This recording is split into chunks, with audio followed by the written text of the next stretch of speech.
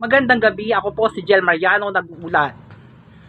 250 katao na po ang pinalaya ng grupo ng Hamas doon sa mga grupo ng Israel.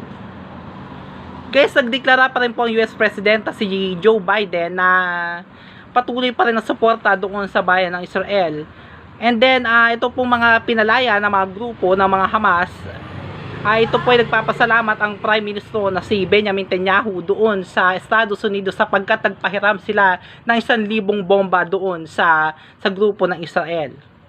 Guys, nagpapakita ng talunan itong mga grupo ng Hamas na to sapagkat ito ay habang pinupulbos at dinudurog ng mga grupo ng Israel ay ito po ay patuloy na dinudurog ng mga grupo.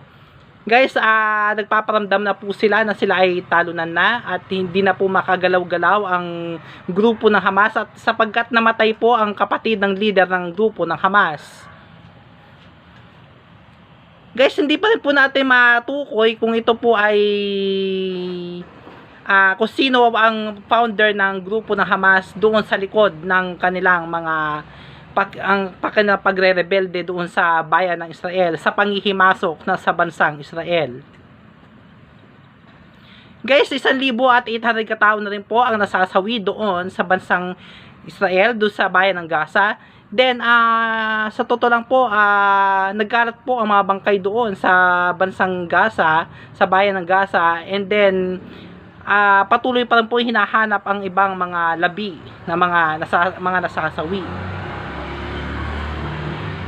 Yes guys, ito pong 4,800 na katao na nasugatan ay ito po rin ay nagpapagaling sa ngayon. Meron po tayong 4,800 din na katao na nasugatan doon sa digmaan na alitan na hiwa na to ng Israel versus Hamas.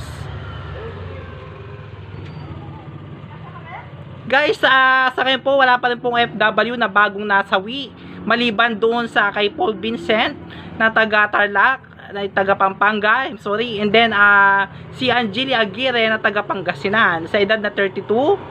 Ito po ay nagdadalamhati ang kanilang kaanak.